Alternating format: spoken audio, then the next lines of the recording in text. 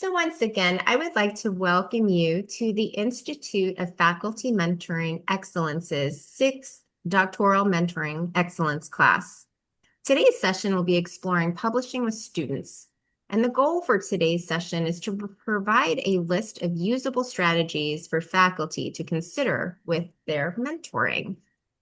And we have some esteemed colleagues on the line today, and they are being led in discussion by Dr. Lee Stadtlander, who will be moderating. We have Kathleen Morrison, we have Richard Penny, and Debra Wilson. So at this point, I'm going to turn things over to our moderator, Dr. Stadtlander. Welcome. Thank you, Lita, and welcome everyone that's coming. I am Lee Stadtlander. I'm the coordinator in the Institute of Faculty Mentoring Excellence. I'm also the editor for two of Walden's journals, the Journal of Social, Behavioral, and Health Sciences, and the Journal of Online Mentoring. So let's have our panel members tell us a little bit about themselves. Kathleen, you want to start? Good morning, everyone. I'm Kathleen Morrison. I am the Dean of the Office of Research Impact and Capacity Building, and I'm looking forward to talking with all of you today. Awesome. Richard? Great. Hello, everybody. I'm adjunct professor in the College of Education and Human Sciences, and I'm bragging this year that I'm hoping to pass 100 students for whom I've served on the committee that have gone on to get their doctorate. Awesome. And Debra? Hello, I'm Debra Wilson. I am adjunct faculty in the School of Psychology, Social Work, Nursing. I get around. I have a position in my other life. I'm a chair of excellence in a School of Nursing in Tennessee in a small state university, which positions me for a lot of opportunities for publishing. What else? I am a nurse. I'm a health psychologist, and I think just in the last couple of months have passed 250 publications. Oh my Wow. goodness. Awesome. Well, thank you guys. So glad you're here today. So I'd like to start off with, when we talk about publishing with students, what kind of publications are we talking about? And not just dissertations, but what else could be jointly written? Okay, I'll go first. Sure. What I find is I teach psychoneuroimmunology. My background is holistic nursing. I belong to the American Holistic Nurses Association, the Holistic Psychology Association, and they both have newsletters. So this is usually where I bring students in to publish with me. They're working on the material related to holism anyway. So I'm going to find a couple star students and I'm going to reach out to them and say, hey, that was really good. I want you to expand your work. Let's do a publication together. Give them a few weeks of an opportunity to write that and improve it and do it outside the classroom. And I'll just pick the odd, but it isn't always a peer reviewed. Some of the newsletters are peer reviewed lightly, so you could still call them peer reviewed, but they don't have to be data-driven research that you do with the student. It can be a concept that is new to the student and maybe new to a lot of people in practice. And then you get that new message out, something that they've learned, and find a way to support them that way outside of data-driven research. Richard? Well, most of my work with publishing with students has followed a different model. I like Deborah's plan better than mine, but most of my work has involved helping the student turn their dissertation into a publication in a peer-reviewed journal. So it typically happens after the students graduated from Walden.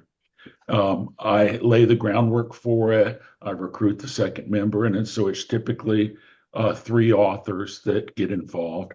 Now, I have some colleagues at Walden that do things differently. They have sort of a publishing club of 6 or 8 Walden faculty members who come together to help students publish their work, all of them being collaborators in the ultimate effort.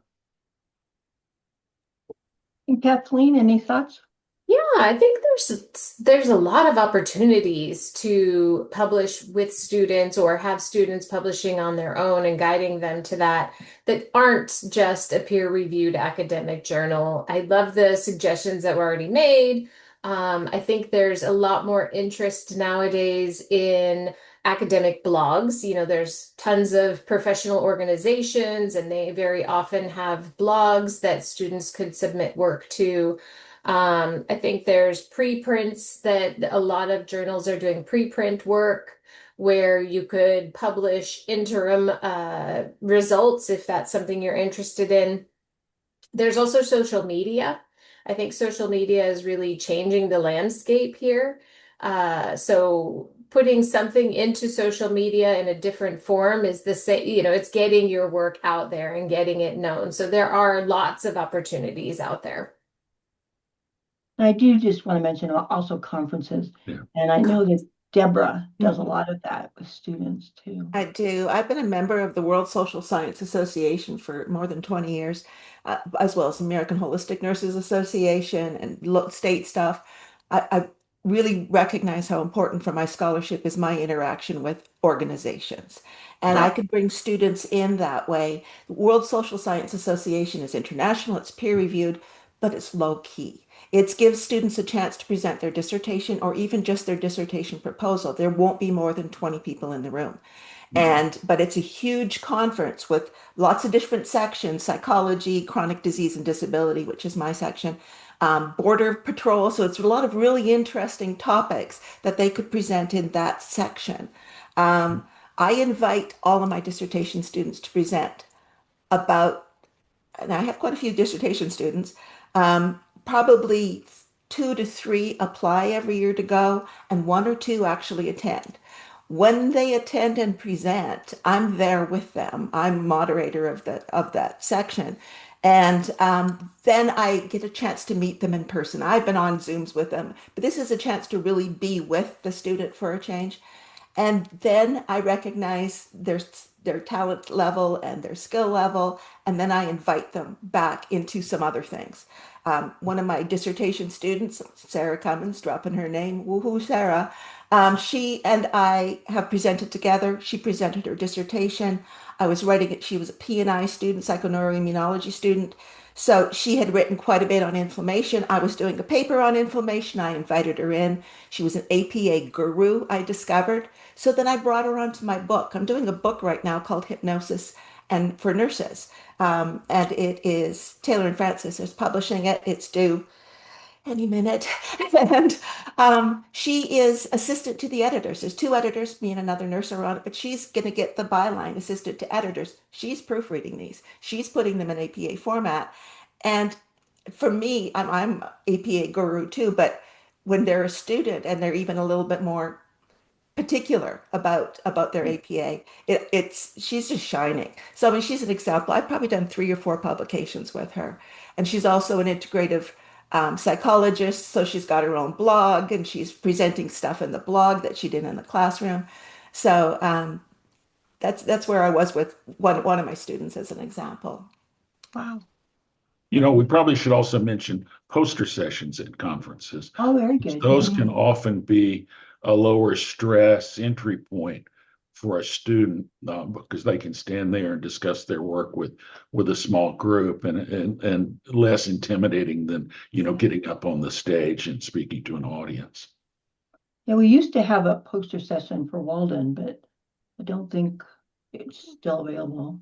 Right. We used to have it at the Yeah. national faculty meetings, Yeah, along with commencement. right.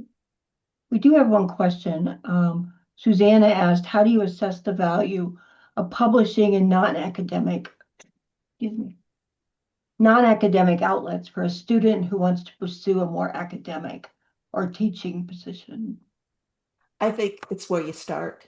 There's a lot of anxiety about publishing, and if you start in a low level, effective, you're going to give them some confidence that their work is worth reading. I think it's a confidence builder. The first thing I ever published was a book review. And that's something else I help students with. That's not peer reviewed, but it is in a peer reviewed journal, but it's not peer reviewed. Make it really clear how they should be presenting it in their CV. Every single journal will publish book reviews. Very few won't. And if you know the editors, I email editors all the time. Hey, I have this book. For example, the Journal of surgical pediatric nursing. And I had come across a book because I was writing something on pain in children, read this book and went, hey, I should probably do a book review for this. And had a student read the book as well. And we wrote the book review together. It got published, but it was an opportunity for the student to understand the publishing process and get them and then later that student went back and published an article with that same journal. So they felt enough confidence that they could go forward with it.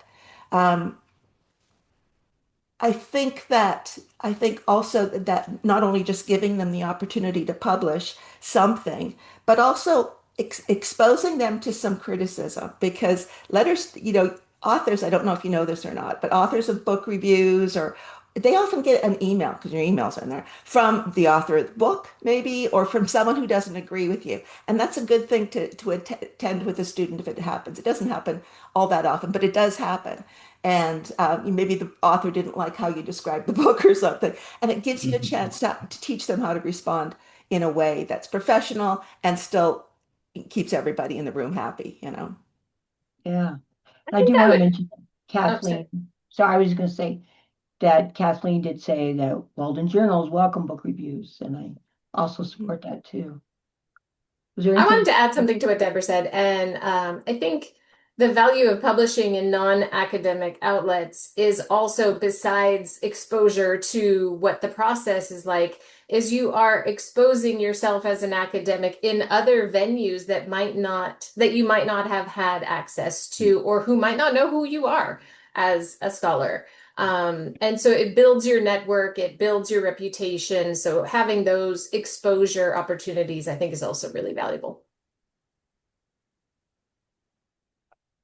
So I do want to touch on what kind of strategies do you think you could use or you do use for supporting students in doing some kind of presentation or publication, whatever? So what's in it for them, I guess is one way to think about it.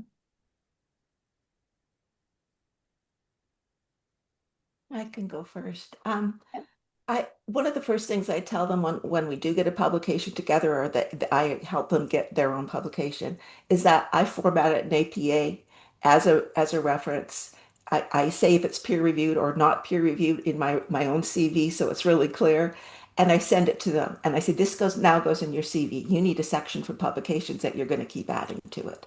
And I think that for people who've gone through a PhD program, their chances are we're already a little OCD. It's a check mark thing. So now they've got to start adding more to their publications, and it's just an incentive, I think. It gets them going.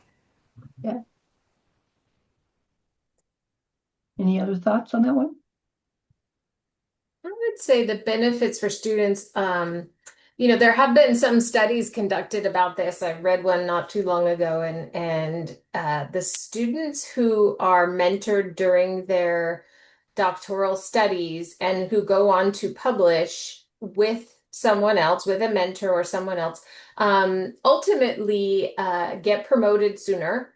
And so if they're on say, the academic teaching track or something like that, they get promoted sooner. And they also ultimately have more publications in general. So if that is what the student is interested in, having that mentorship and coaching while they are working on their dissertation and having those publishing opportunities will help them to be more successful in their academic career. That's great. I haven't heard that one before, but I really like it. And it looks like we have a question from Victor. Lita, could you unmute him? I've unmuted you on our end, Victor. There's a mute button on your end. If you want to click on that, it looks like a little mic icon. Should be in the lower left-hand corner.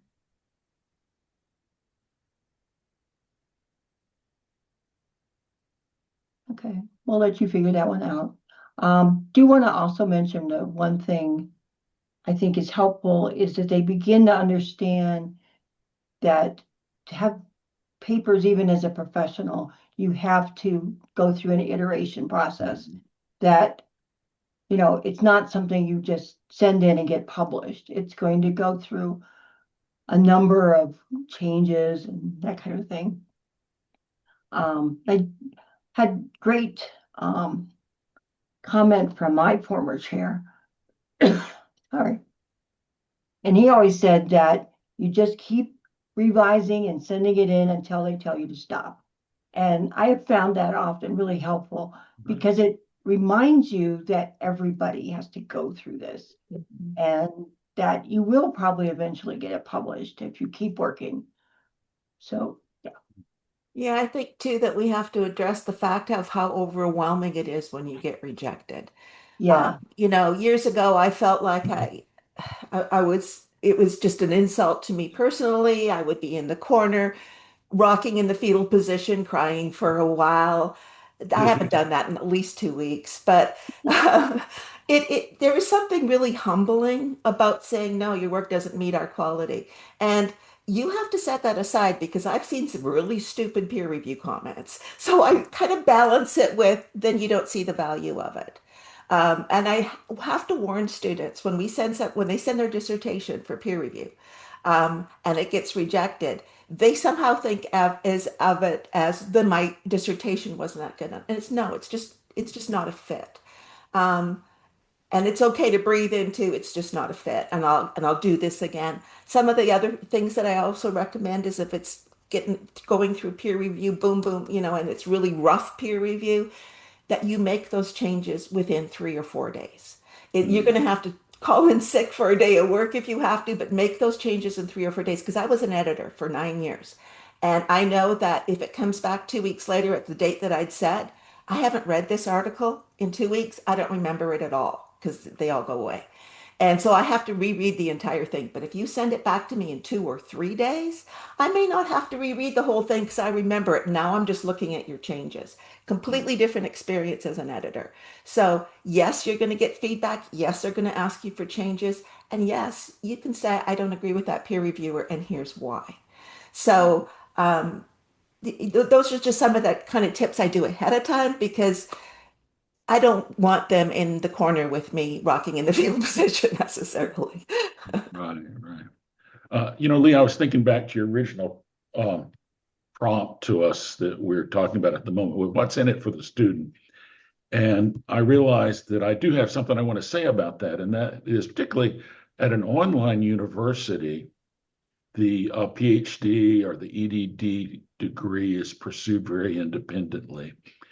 And it's hard to expose the students to the idea of working in the context of a community of scholars and who are the other people that are working on this together and how in many ways, even though we're publishing independently, it's also this collaborative process of scientific inquiry moving ahead. And so I think that's why taking students to conferences like Debra was talking about, encouraging them to publish in journals and get exposed to this peer review process and all the other things that form this community of scholars, I think is a critically important. Very good. Kathleen, any thoughts on this one? I was also thinking about helping students to be successful in their publication efforts. One of the ways we can do that as mentors is guiding them to the right publications, teaching them how to search for something that is aligned with their field or is aligned with their philosophy or whatever. So I think that's also another strategy you can use to help increase their chances of success. Mm-hmm. Right. We can teach them about impact factor and all of those other things that are measures of the effect of a journal. And I think we have to make students aware that there's predatory journals. Mm-hmm. And so usually when I'm publishing with a student, I'm intimately involved in this process of selecting a journal. I let the students go out and do the research, read the instructions to authors, find out if there's going to be a fee. And of course, I always point towards the Walton journals but not always. We don't all end up there every time, but there are always great ones to consider.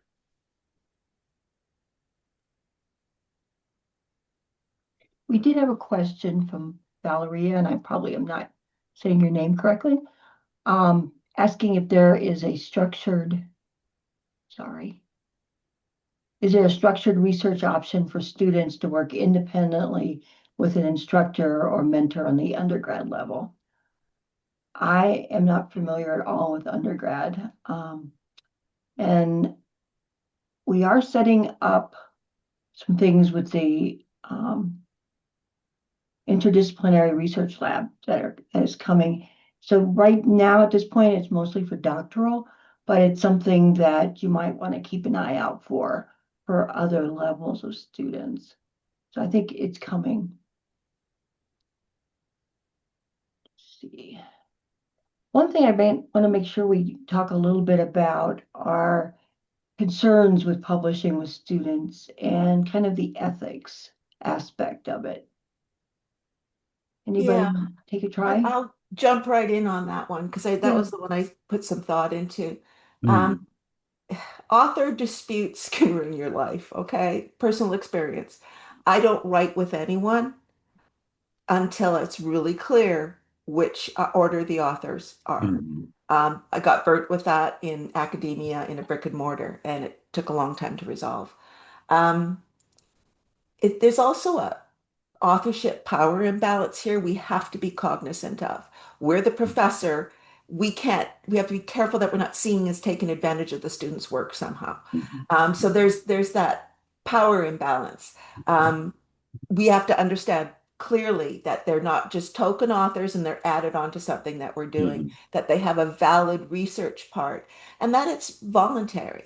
I can ask a student and they can say no. I mean, mm, there's plenty more to ask, but it's really important that they want to do this. And when they reach out to me and say, "This is so interesting." Another example, I teach P&I. One of the modules in psychoneuroimmunology is the quantum world and health and how these mighty little tiny waves influence our health. And it's just one module in the entire course. But we had a student who was so excited about that module, and he was a foreign student. I think he's in Egypt, but he has a background in physics. And here I am writing, and Lee actually was writing on this book as well. But here I am writing a book on hypnosis for nurses, and his background is quantum physics, and I'm writing a chapter on the quantum world and hypnosis for nurses and health wow. and pain and all that stuff. I brought him in. He's second author. We broke up the authorship. We talked about it. We broke up the chapter. He was able to add a level of understanding that I couldn't because of his background in physics and understanding an explanation of the concepts that applied to health. So, finding those opportunities and making sure that you're really clear that it's voluntary. They've reached out. This student has reached out since he wants to do more work with me, since I do quite a bit on this topic. You have to be really transparent about deadlines.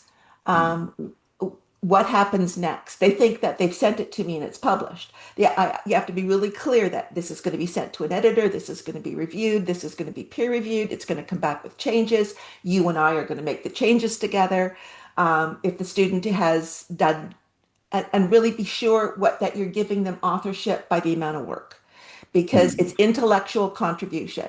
And the more you do, and sometimes, it'll be the students that's first author because the majority of it is their concepts or their work from a classroom that I've built around and made it work for this publication. And they should get first author for that. You have to be careful that we're not exploiting students somehow as labor for our own publications. There has to be some ethical norms that you teach them along the way about authorship and AI. You can't ignore the AI issue because oh, goodness coming gracious. on with me to write an article, I got to be really clear about the use of AI. And Mm, especially some journals absolutely forbid it. They're not even letting, some journals aren't even letting us use Grammarly mm, anymore. Like, huh? So just be really clear about that and document that this is in writing. Anything that you say on the phone or in a Zoom, you repeat in writing because mm. this really can come back and bite you later somehow. And I think those were my big points. Thanks. Richard? I don't know that this adds anything except that, one perspective I always bring is everyone has to have skin in the game. Mhm. And when we're working on one of these papers, everyone's got to make a real contribution. Um, it shouldn't be a case of a couple faculty members merely turning a student's work into a paper and then tagging the student's name on there. It has to be a real, true experience for that student. Mhm. And if the student's going to be first author, then a real sense that they played that role of first author, even though they're paired with more experienced colleagues on it. And then the same for the faculty members, they need to make real intellectual contribution to this. I always try to think about how can my participation possibly take the perspective that the student had in their dissertation up another notch in terms of data analysis or ideas or something, so that they're exposed to that kind of thinking during that collaborative process. Kathleen? I don't know that I have anything to add to that, but I might take it in a slightly different direction in that it doesn't always have to be a co-authorship. It could be that you are simply providing mentorship and coaching during the process of publishing. And so you may not end up being a co-author on it, which is great. You're giving the students the benefit of your experience and your knowledge and helping them to achieve their goals. So it doesn't always have to end up in a co-authorship. Yeah, I think that's a really important point, Kathleen. And I think that option, that's important for faculty members, I think ethically, to present that option to students when they do want to publish. Here's a couple different ways you can go, and I'm there and I'm on your team either way. I noticed there's a question in the chat that asking if I sit as a second author. I have never been a second or third or any author on a student's dissertation that was published. The only place my name is in ProQuest. And I've probably sat on 120 dissertations by this point. I always weigh that in that if I'm just giving advice, I'm not on it. But if I'm actually writing and rewriting the paper, and I would like at least a second authorship, because it's taking a lot of time often to do that. But I always talk to the student in advance, I'm willing to help, give you advice on it, but you want me to start writing, then I'm going to be on the paper. Kathleen or Richard, any other thoughts with that? No, I see some questions coming up in the chat, though. Should we address them? Yeah. I think we go. Oh, what are some tips that a journal is predatory? Okay. I just did a webinar on this about a week ago. I wish I could pull up my point, but they're recruiting you. Okay, they email you and say, "Hey, we really need an article." Now, I have to admit that I will sometimes search that and search those journals, thinking, this might be a fit for something I'm writing, and dig in and then wonder how predatory they are. And then you get to the end and you realize that it's a $1,500 fee to publish, and you'll be published within 2 weeks guaranteed. That's done. That's not going to go through a proper peer review. But look, finding the impact number is going to make a big difference. Go into the author guidelines, and if it's very vague, sometimes there's an open access fee, and that's different than paying for publishing. But open access fees are more and more popular right now. Personally, I think they're a pain because the journals are the only one making money on this. Why are we paying that piece? But on the other hand, if you have a big piece that you really want out there and not just behind a library wall, then you might choose to pay that. But if predatory journals are asking for any sort of money up front, if they guarantee publishing, those get deleted. And I have to admit, because I'm a prolific publisher, I get 40 invites a day to publish in a journal. I'm not, and I don't use my Walden email for publishing. Okay, I just can't. So I use my personal email for that, at 40 at least a day. And it's easy to go delete. Hey, I've never heard of this one. Let's look it up. But if they're reaching out, if they're pushy, if there's time sensitive, those are the things I worry about. Well, I have a couple of things I can add to that. There are lists online. You can just Google this or use your AI assistant of predatory journals where people have gone to the trouble of accumulating them and listing them. So that's useful. It's also, the real, or one of the, the core problems of the predatory journal is that no one reads them. And so you want to know that. And no one reads them because many of them are not listed on the major search engines. The search engines don't find them. And it's a formal process of application in many cases for the journal to be qualified to appear on these. So that's another indication. If you look in, you see where they're listed, and you see a bunch of obscure sites, but they're not there, they're not listed by Eric, they're not listed by EBSCO, they're not listed by ProQuest, then that starts giving you a hint. Great point. Kathleen? I think they have covered all of it. I was racking my brain trying to figure out something else, but I think they got them all. Yeah.